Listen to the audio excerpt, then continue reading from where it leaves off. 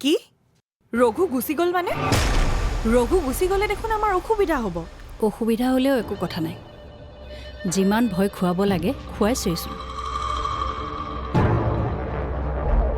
এতিয়া প্ৰণয়ৰ লগতে সুকন্যাৰ মনতো বহি গৈছে সেইখন ঘৰত ভূত আছে এতিয়া আৰু বেছি ভয় খুৱাই থাকিব নালাগে আমাৰ যি উদ্দেশ্য আছিল সেয়া পূৰণ হয় সেইটো অৱশ্যে হয়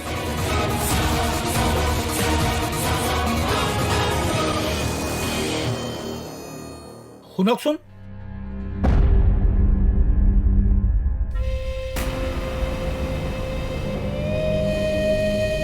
আপুনি হয়তো মোক চিনি পোৱা নাই মোৰ নাম ৰন্দীপ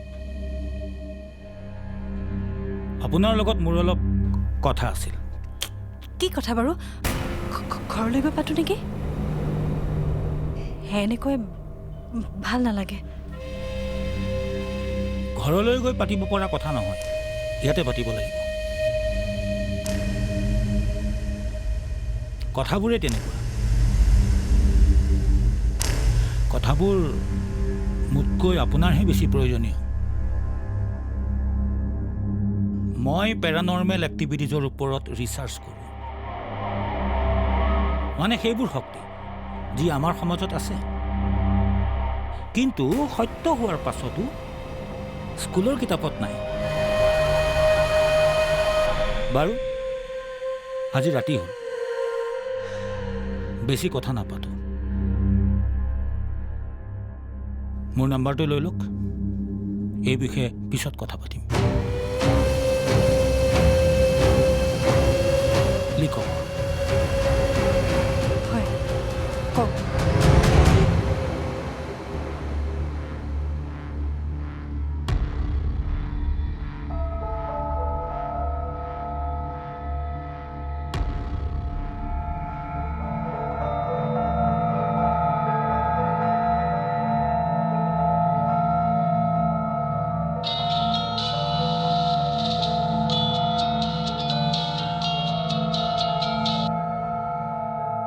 হেল্ল' মই এটা ক্লু বিচাৰি পাইছিলোঁহে হঠাতে এই ববি নামৰ প্ৰাণীটো আহি খেলি মেলি লগাই দিলে এতিয়া মই নিশ্চিত কিবা এটা অদৃশ্য শক্তিয়ে সকলোবিলাক কৰি আছে দুয়োটা হত্যাকাণ্ডৰ লগতে জড়িত হৈ আছে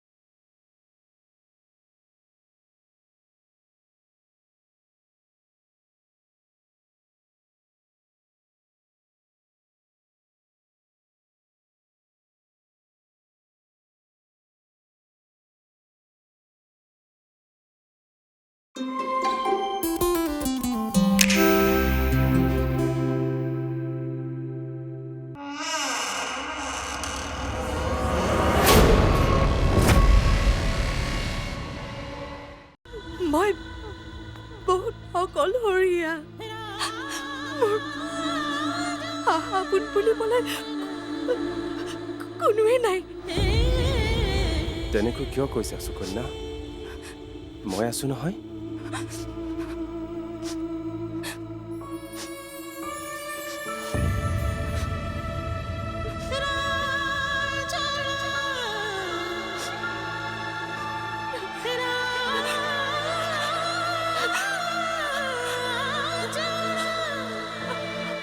আপুনি থাকিবতো সদায় মোৰ লগত আৰে কিয় নাথাকিম মই সদায় থাকিম তোমাৰ লগত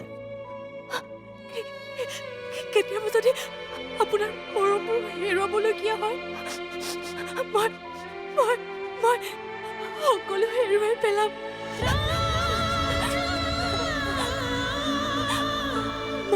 মই জীয়াই থাকিব নোৱাৰিম।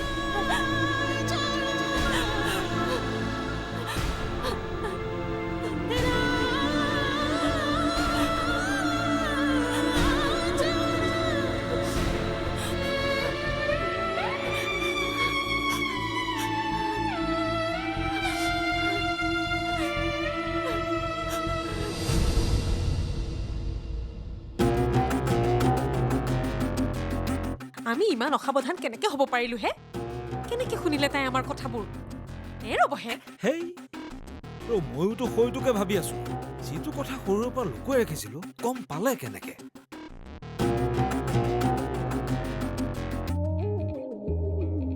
ঐ শুনচোন, যি হয় ভালৰ কাৰণে হয়। সুকন্যা কি কৈছিল মনত নাই? তাই কি কৈছে সেইবোৰ মনত পেলাই থাকিবলৈ মোৰ ইচ্ছা নাই। সেইখিনি সময়ত তাই যিয়েই নকওক কিয়, সেয়া যে হাতে কামেও কৰিব তাৰ কি মানে আছে? তেনেকৈ কৈ তাই আমাক তাৰ পৰা খেদিবওতো পাৰে। আৰু অলপ ফুলি নকওঁ কিয়? ৰাস্তাত কিয় এনেকে চিঞৰিছ? মান সন্মান খাবি নেকি মোৰ? থৈ দিয়কহে আপোনাৰ মান সন্মান। জানো নহয় আপোনাৰ কিডাল সন্মান আছে। আৰু আপুনি কি বস্তু চবেই জানে, গম পাইছে? আৰে গাঁৱতহে জানে মই কি বস্তু, চহৰটো নাজানে। ঐ শুনচোন,